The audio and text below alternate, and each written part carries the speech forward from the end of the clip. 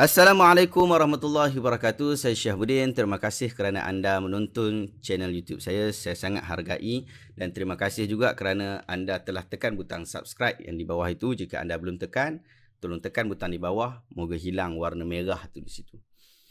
Hari ini saya nak react untuk satu isu yang agak menarik pada saya lah. Mungkin pada awak saya tak tahu. Tapi cuma pada saya rasa ia sangat menarik.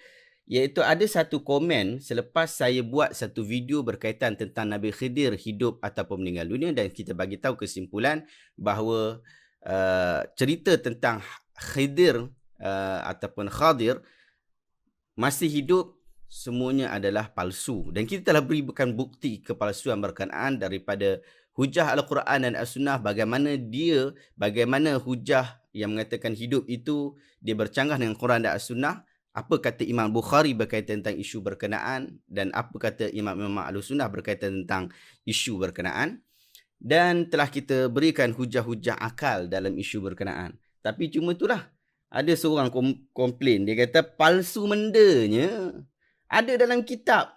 Kau bodoh ke, tak belajar pasal agama ke? Siapa nak tengok muka ahli neraka, boleh tatap muka admin ni. Assalam. Menarik kan? Iaitu satu, dia kata berkaitan tentang palsu. Kenapa palsu? Ada dalam kitab. Macam mana boleh jadi palsu? Ada dalam kitab. Nanti saya akan ulas sikit. Kemudian, engkau bodoh ke tak belajar bahasa agama? Oh, ni bodoh saya tak pastilah, sebab kita tak ada ujian kebodohan. Kita cuma ada ujian kepandaian. Kita tak ada ujian kebodohan. Kalau ada ujian kebodohan, mungkin kita boleh masuk, kita nak tengok betapa bodohnya kita. Okey. Kemudian, tak belajar pasal agama ke? Tak pasti jugalah. Nak kata belajar banyak, tidak juga. Tapi daripada sudut saya sendiri, Alhamdulillah, saya ada pendidikan daripada ijazah sarjana muda Universiti Al-Azhar lah. Kemudian berkesempatan lah masuk sekejap untuk ambil master dan sebagainya. Tapi begitulah. Maksudnya, tak pandai sangat, tapi daripada sudut sikit-sikit ilmu tu adalah. Jadi yang kita berkongsi di YouTube ni bukan kita kata nak jadi alim, bukan. Saya nak berkongsi apa yang saya tahu. Mungkin apa yang saya tahu anda tak tahu. Ataupun mungkin yang saya sampaikan itu, apa yang saya tahu saja, sekerat saja. Mungkin anda tahu yang lebih panjang. So, kita kata ia adalah perkongsian apa yang saya tahu. Mungkin anda tahu lebih banyak, anda lebih baik untuk anda berkongsi lah. So, macam tu yang dimaksudkan. Jadi, kalau kata tak belajar pasal agama, belajar. Cumanya daripada sudut pandai sangat tu tidak. Tapi, bila saya kata begitu, maka anda boleh nilai kata-kata saya, boleh nilai ucapan saya, boleh menilai apa yang saya cuba untuk sampaikan. Maksudnya kalau saya bagi tahu tu, oh ini bercanggah ni, tak betul ni. So, anda boleh sebutkan tentang kebenaran. So, ini bebas. Tak ada masalah. Bebas, tak ada masalah. Jika betul, tiba-tiba apa yang anda beritahu itu adalah satu kebenaran, saya dengan serta-merta akan menarik kenyataan saya. Bahkan mungkin jika saya telah keluarkan video, saya akan delete video berkenaan.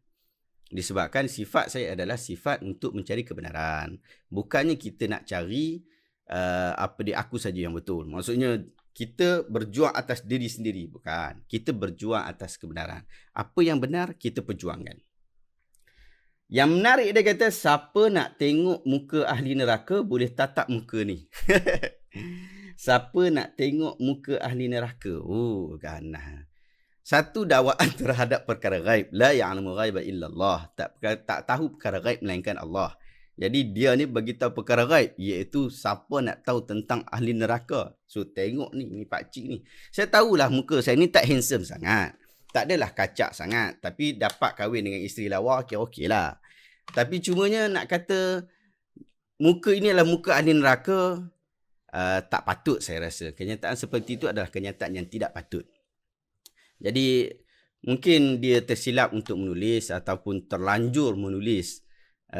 Kalau kalam disebut sabqul kalam, terlepas cakap, mungkin terlepas tulis. Mungkin kita boleh bersangka baik atas isu berkenaan. Kadang-kadang orang ni, dia terlalu fanatik dengan seseorang, dia terlalu cinta kepada seseorang, kemudian ada orang kritik kepada tokoh itu, lalu dianggap ni telah mencaci tokoh yang aku sayang. Sebenarnya tidak. Kemungkinan orang yang sedang mengkritik tokoh anda itu adalah orang yang sangat sayang kepada tokoh anda. Seperti saya sangat menghormati alim-alim ulama kita. Demikian juga orang-orang pandai, guru-guru, ustaz-ustaz kita. Tapi bila mereka melakukan kesilapan, dan kesilapan itu adalah kesilapan common di dalam pengajian Islam, dan daripada sudut orang awam tak perasan. Jadi kita bagi dia perasan. Itu saja. Jika dia perasan ini adalah satu kesilapan, dia pasti dengan nilai ilmu yang dia ada, dia pasti akan menarik balik kenyataan dia. Kalau dia silap, kalau saya yang silap, dia akan berikan kenyataan tentang kebenaran dirinya dan kesilapan daripada saya. Dalam penilaian kita tidak meletakkan diri kita sebagai perkara subjek utama. Tidak. Demikian juga dalam react video yang saya buat, saya tak meletakkan tokoh itu sebagai orang utama di dalam cerita itu. Macam semalam saya keluarkan video berkaitan tentang Ustaz Abdullah Khairi. Bukan kita nak tuju kepada Ustaz Abdullah Khairi, tapi kita nak tuju kepada konten. Tetapi disebabkan saya punya channel adalah channel untuk YouTube react, saya akan react untuk video-video yang dibuat di YouTube, yang disebarkan di YouTube. Dan kesalahfahaman itu adalah kesalahfahaman yang berada di YouTube, bukan kesalahfahaman yang berada di tempat lain. Jadi saya merujuk kepada kenyataan-kenyataan itu. Dan akhirnya moga-moga kesannya adalah kita dapat ambil manfaat. Kesannya adalah kita dapat meningkatkan kemampuan kita. Kita masuk universiti, kita masuk tempat belajar, kita pun bukan pandai pun. Walaupun kita dah belajar nahwu, kita belajar saraf, kita dah belajar tafsir, hadis secara basic di sekolah dulu. Tapi bila kita masuk universiti, bukan kita pandai pun. Banyak je isu-isu yang kita berbeza pendapat dengan pensyarah kita kadang-kadang. Bahkan dulu saya ingat waktu saya ambil master dekat UM dulu, ada satu isu waktu permulaan tu, pensyarah saya sebut berkaitan tentang Nabi Muhammad buta huruf. Saya tak setuju dengan kenyataan itu. Lalu kita keluarkan kenyataan kita dan pensyarah mengeluarkan kenyataan dia. Itu kaedah ilmu yang untuk dibincangkan. So, kita kena pastikan bahawa kita menegur atas isu, bukan kepada peribadi. Sehingga pada zaman dulu, pada zaman Nabi SAW, kita tengok bagaimana salafus salih. Ketika seorang sahabat Nabi yang nama dia Abdullah, tapi cumanya orang panggil dia Himar. Nabi dia suka buat lawak dengan Nabi, tapi dia ni pemabuk walaupun ayat haram arak telah diturunkan, tapi dia masih lagi mabuk. Itu masalah dia lah kan. Kemudian dia jatuhkan hukuman sebab pada dia dan dia dikenakan hukuman. Kemudian selepas daripada tu, adalah seorang kata, akhzakallah, padam muka hang lah, patutlah hang kena macam tu lebih kurang. Tapi Nabi SAW sebut, dia kata la tal'anu fa innahu yuhibbullah wa rasulih. Jangan kamu laknat dia, kerana aku tahu bahawa daripada sudut peribadi dia itu sangat cintakan Allah dan juga Rasulnya. Qulu, dalam hadis riwayat Abu Dawud pula disebut bahawa qulu Allahumma ghfir lahu, Allahumma arhamhu. Ya Allah, ampunkanlah dia, ya Allah, sayangilah dia. Begitu juga pendirian saya berkaitan tentang ustaz-ustaz kita ni. Kesilapan yang mereka lakukan menunjukkan bahawa isunya mungkin mereka terlepas pada isu tu. Tapi daripada sudut peribadi mungkin solatnya lebih banyak daripada solat yang saya buat. Mungkin daripada sudut ibadah yang lain pasti lebih banyak daripada itu. So, yang tu kita tidak nafikan. Bahkan kita menyatakan bahawa kita sayang kepada ustaz-ustaz ni. Jadi begitu kita sebut. Cuma isunya adalah pada konten. Cikgu kita kata awak buat salah. Bukannya dikutuk diri kita, tapi perbuatan kita. So kita kena faham tentang isu berkenaan. Saya nak react untuk akhir, iaitu berkaitan tentang ada dalam kitab. Sahabat-sahabat yang dirahmati oleh Allah Subhanahu Wa Taala sekalian, ni saya nak bagi tahu.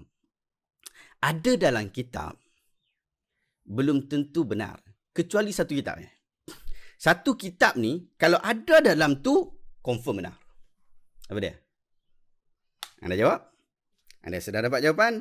Saya pasti anda telah menjawabnya. Iaitu Al-Quran. Al-Quran saja, bila dia sebut semua, maksudnya satu buku, satu Quran, satu mushaf, yang ada dalam tu semuanya betul dan semuanya kita boleh terima dan wajib terima pun. Quran. Selain daripada buku tu, masih kena nilai. Walaupun buku ini Sahih Al-Bukhari. Sahih Al-Bukhari adalah buku sahih. Tapi sama ada taraf dia dengan Quran, tak sama taraf dengan Al-Quran.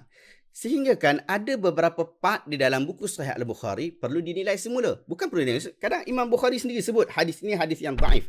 Hadis ini adalah hadis yang dia bermasalah. Dia sendiri sebut, takkan kita nak pakai hadis tu. Jadi konten tu ada. Bahkan mungkin kadang-kadang bukan salah pada kandungan, tetapi mungkin cara penyusunan. Seperti hadis terputusnya wahyu yang ada dalam Sahih Al-Bukhari. Sehingga disambung hadis itu dengan hujung dan juga pangkal itu disambung dengan hadis yang berikutnya. Sehingga Ibn Hajar Al-Asqalani dalam kitabnya Fathul Bari yang menjelaskan kitab Sahih Al-Bukhari, dia kata kaedah yang digunakan oleh Imam Bukhari ini dapat mengelirukan orang lain. Disebabkan ada masalah di dalam konten berkenaan. Jadi masih boleh dikritik. Bahkan buku Asyama'il yang tuan-tuan biasa baca itu pun, ada sebahagian dalam hadis-hadis itu sangat dhaif dalam situ. So ada hadis yang sangat dhaif, ada hadis yang sahih, ada yang hadis yang hasan. Dan ini adalah pengkelasan berdasarkan kepada ilmu. Bukan, kenapa kamu kata dhaif ni? Ada di dalam kitab. Kenapa kamu kata ini adalah palsu? Ada dalam kitab. Ni, nak cerita kepada tuan-tuan dan perempuan ni. Kisah Uj bin Unuq ataupun Uj bin Uq. Dia dua riwayat tu. Ada dua sebutan. Uj bin Unuq ataupun Uj bin Uq. Kisah seorang gegasi yang tubuh badan dia lebih besar. Sebagai riwayat kata 300 hasta. 300 hasta. Manusia bukannya haiwan lain, dia manusia. Dia ni ada pada zaman Nabi Nuh. Dikatakan bahawa dia anak yang keempat daripada anak-anak Nabi Adam. Ada yang kata dia keturunan anak Nabi Adam. Tapi kita tahulah Nabi Adam sendiri pun 60 hasta ni, 300 hasta ni. Dia makan, dia ambil ikan, dia letak ke atas awan tu, kira dia bakar dengan cahaya matahari. Kisah yang merapu macam ni ada dalam kitab tafsir. Ada dalam kitab-kitab tafsir. Sehingga para ulama kata, kisah macam ni pun boleh ada dalam kitab tafsir.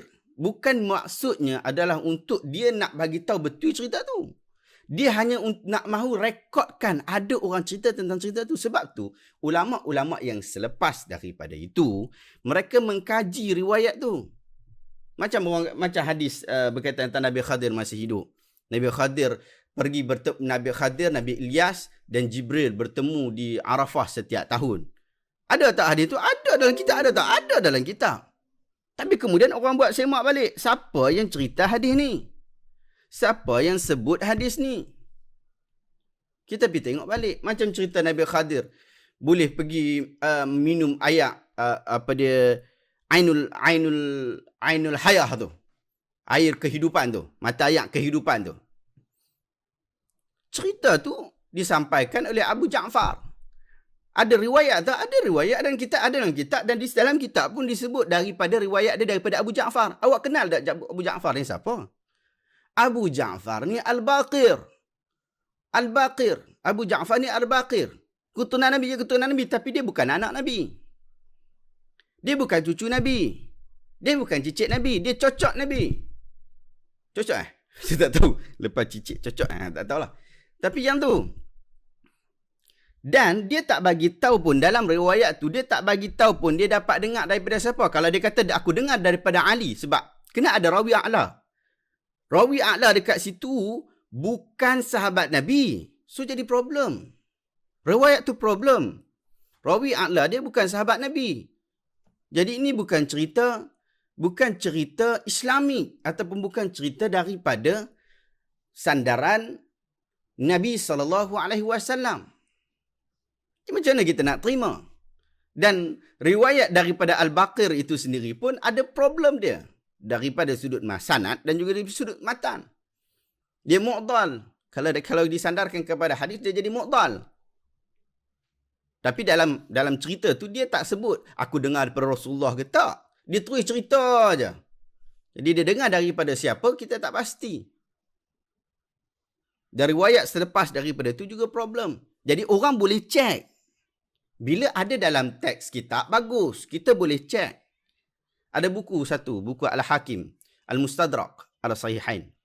Buku Al-Mustadrak ditulis oleh Al-Hakim, seorang alim besar umat Islam Ahlus Sunnah wal Jamaah. Dia tulis kitab Al-Mustadrak mengumpulkan hadis sahih yang menurut dia lah, hadis sahih yang tidak ada dalam Sahih Bukhari dan juga Sahih Muslim. Pun begitu, datang ulama yang kemudian, Al-Imam Al-Zahabi rahimahullah, dia buat simak balik kitab tu. Dia kata, sehingga para ulama ahli hadis buat kesimpulan, sekiranya disahihkan oleh Al-Hakim, ia belum tentu sahih jika ada kritikan daripada orang lain seperti Al-Zahabi dan sebagainya. Belum tentu sahih. Sebegitu sebab dia terkenal dengan prinsip tasahul, bermudah-mudah di dalam mensahihkan sesuatu hadis. Bukan kita mengata para ulama, tapi kita kata itu adalah prinsip akademik. Ini tanda kita pergi mengaji lah bang. Tadi kata tak pergi mengaji ke? Tak belajar agama ke? Adalah belajar sikit. So ini prinsip yang kami belajar kat Azhar dulu. Sebegitu keadaan dia. Jadi ada dalam kitab belum tentu betul. Jadi bila ada dalam kitab, bagus tak? Bagus. Dia telah rekod dan kita boleh untuk buat semakan. Jadi akhirnya kita dapat ambil manfaat dan akhirnya kita dapat improve ilmu kita, dapat improve kebaikan kita dan akhirnya kita menambahkan ilmu, menambahkan amal kita dan akhirnya kita dapat hujah yang bagus di hadapan Allah SWT. Moga-moga penerangan saya hari ini, video sikit saya hari ini dapat memberikan manfaat kepada saya dan juga anda juga. InsyaAllah kita akan nantikan video-video seterusnya yang kita akan keluarkan yang saya sudah ada listnya. Ataupun jika anda ada cadangan, boleh komen nak react untuk video apa. Syaratnya adalah mesti video tu dah ada di YouTube. Baru saya boleh react. Sebab channel saya ada channel YouTube React. Semoga Allah Ta'ala mudahkan urusan anda. Assalamualaikum warahmatullahi wabarakatuh.